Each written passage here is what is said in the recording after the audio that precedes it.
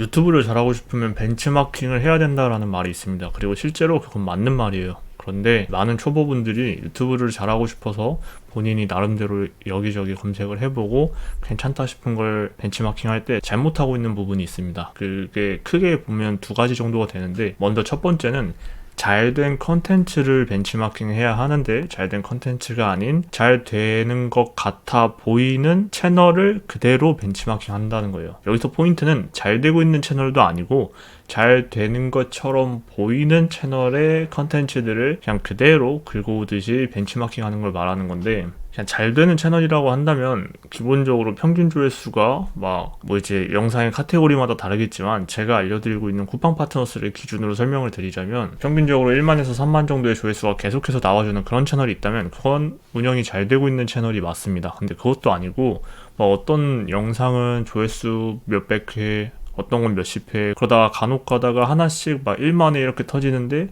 그냥 그런 채널을 두고 이거 내가 보고 따라해야지 라는 마음으로 진짜 그 채널에서 올리는 거 그대로 베끼고 그대로 따라하는 분들이 있어요. 기본적으로 벤치마킹을 해서 성공의 확률을 높일 수 있다라는 거는 잘된 컨텐츠들의 요소를 내 채널에 입혀서 그 트래픽을 어느 정도 쫓아가자라는 건데, 그런 식으로 애매한 채널의 컨텐츠를 전부 다 가져오는 형식으로 벤치마킹을 하게 되면 물론 잘된 영상도 있겠지만 잘 안 된 영상들이 더 많을 거예요. 실제로 이렇게 하나하나 다 따져보면. 그렇게 되면 도대체 어떤 컨텐츠 혹은 어떤 요소들이 이제 조회수를 더 많이 나오게 하고 더 많은 돈을 벌 수 있게 하는 건지 분석이 안 되는 게 1차적인 거고, 그리고 2차적으로 실력이 안 납니다. 그러니까 계속해서 본인이 컨텐츠 위주로 이제 기획을 하고, 기획 이후에는 업로드 후에 분석까지 하셔야 되는데, 분석하는 단계에서 그냥 저 채널에 있는 거 그대로 베꼈으니까 딱히 분석이라 할 것도 없고 기준이 없게 돼요. 그냥 그 채널이 기준이 되는 겁니다. 그래서 만약에 지금 여러분들 중에 어떤 특정 한 가지 채널을 무조건적으로 벤치마킹 하고 있는 분들이 있다면 그건 멈추시고, 본인이 운영하고자 하는 카테고리가 있을 거 아니에요? 그리고 관련 카테고리에 여러 채널들을 구독을 해놓으셨을 텐데, 그 구독해놓은 여러 채널들에서 잘 되고 있는 컨텐츠 중심으로 벤치마킹을 하시면 됩니다.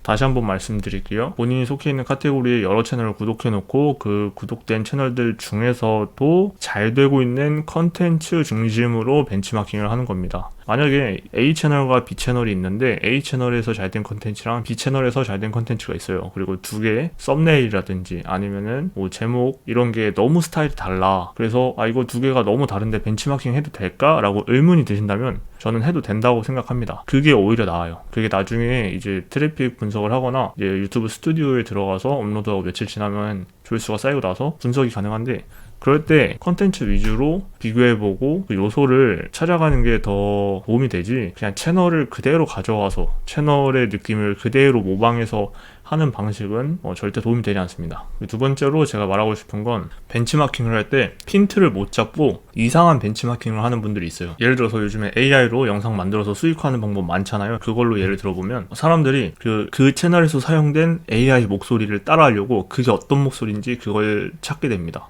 근데 사실 조회수라든지 아니면 이런 수익을 벌어들이는 데 있어서 아무리 AI 채널이라고 할지라도 사실 목소리가 차지하는 비중은 그렇게 크지 않아요. 그런데 굳이 2시간, 3시간 동안 부르라든지 아니면 타입캐스트 같은 데서 목소리 하나하나 다 들어보면서 이게 저 채널에서 쓴 목소리구나 하고 그대로 따라하는 경우가 있습니다. 요즘에는 쇼츠에서는 그게 어느 정도 먹히는 것 같긴 해요. 유행이라는 게 있어가지고. 근데 롱폼에서는 제가 봤을 때는 크게 먹히지 않는 것 같거든요. 제가 알려드리는 거나 제가 추구하는 것도 아무래도 롱폼 위주다 보니까 그렇게 설명을 드리고 있는 건데, 쇼츠에서는 좀 얘기가 다를 수 있습니다. 근데 이제 롱폼에서 영상을 만들고 수익화를 하실 때는 AI 목소리 그런 거에 그렇게 크게 집착하실 필요가 없어요. 오히려 이제 AI 목소리가 자연스럽게 나올 수 있는 대본을 작성하는 방법, 이런 걸 연구하셔야지 목소리를 어떤 걸 사용해야 더 사람들이 많이 볼까, 이거는 전혀 무의미합니다. 그리고 이제 썸네일을 벤치마킹 할 때도 많은 분들이 실수하시는 게, 예를 들어서 그 빨간 테두리를 사용한 썸네일이 있다라고 가정을 해볼게요. 그리고 해당 영상의 조회수가 구독자 대비 조회수가 굉장히 잘 나왔어요. 그러면 진짜 거짓말 안 하고 한 1, 2주 이내에 빨간 테두리를 사용한 그런 썸네일의 영상이 거의 한 10개, 15개는 우후죽순으로 생겨나게 됩니다. 근데 여기서 포인트는 사실 빨간 테두리로 클릭률을 높이는 게 아니에요. 이제 이게 카테고리마다 다르겠지만 지금 여러분들이 보고 계시는 돈이 되는 채널 채널이 있잖아요. 이 채널 같은 경우에는 썸네일을 만들 때 가장 중요하게 생각하는 게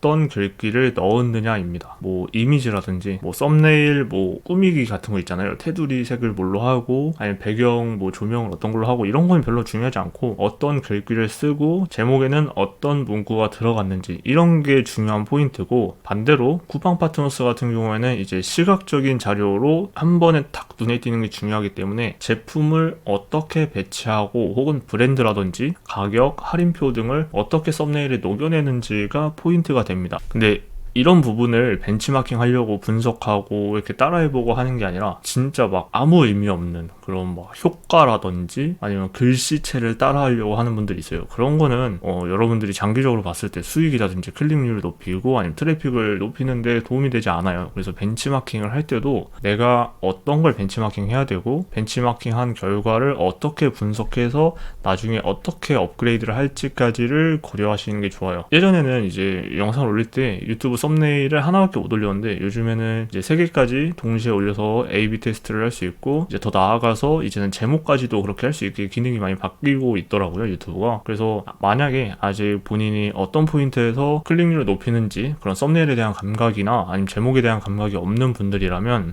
그런 A/B 테스트 기능을 적극적으로 활용해 보셔도 좋을 것 같아요. 대신에 썸네일을 A/B 테스트 하려고 이렇게 3가지를 준비했는데 3가지가 다른 요소가 너무 많아, 이러면 당연히 안 되죠. 왜냐면 어떤 요소에서 클릭률이 높아졌는지 분석할 수가 없으니까. 그래서 3가지에서 각각 1가지씩의 차이만 두고 클릭률을 분석해 보는 겁니다. 그게 시간이 지나면 어떤 썸네일에서 클릭률이 몇 % 나오는지 비교가 돼요. 그래서 가장 많이 나온 썸네일을 분석해보고 이런 요소들을 사람들이 좋아하고 클릭률을 높일 수 있구나 라는 거를 스스로 분석해볼 수가 있습니다. 그리고 사실 그렇게까지 할 필요도 없는 게 이미 제가 서론에서 말씀드렸지만 잘 되고 있는 컨텐츠들을 계속해서 분석하다 보면 먼저 보일 거예요, 본인의 채널에서 시도하기 전에. 근데 이제 잘 되고 있는 채널들의 것을 보면서 분석을 맞춰서 적용하다가 여기서 조금 더 디테일을 만져보고 싶을 때 A/B 테스트를 사용해 보시는 게 좋습니다. 저도 그렇게 하고 있고요. 얼마 전에 테스트를 해봤는데 사실 그 테스트의 결과가 아쉽게도 별로 그렇게 크지 않았어요. 뭐 썸네일 3개를 넣었는데 3개의 결과가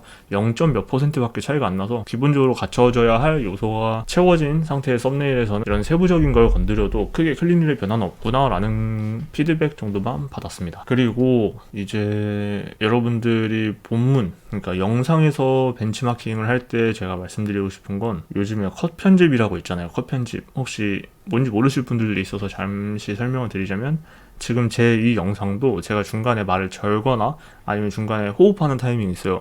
이렇게 말하다가 하고 다시 말을 하고, 왜냐면 사람이 말을 하다 보면 숨을 쉬어야 되잖아요. 근데 이런 하는 숨소리가 다 잡혀서 들어가게 되는데 이거를 다 잘라내고 그냥 말과 말 사이에 틈을 안 주는 게 컷 편집이라고 해요. 그리고 이런 컷 편집을 AI 영상이든 아니면 직접 등장하시는 영상이든 어떤 채널이든 상관없이 무조건 넣으셔야 되는데, 오히려 이걸 안 하고 다른 부가적인 요소에 신경을 쓰시는 분들이 있어요. 요즘에 사람들은 이제 좀 답답하거나 조금 늘어지는 그런 컨텐츠를 잘 소비하지 않는 경향이 있는 만큼 어떤 종류의 영상이나 채널을 운영하시던 간에 컷 편집은 꼭 신경 써가지고 영상을 조금 더 타이트한 느낌으로 가져가시는 걸 저는 추천드립니다.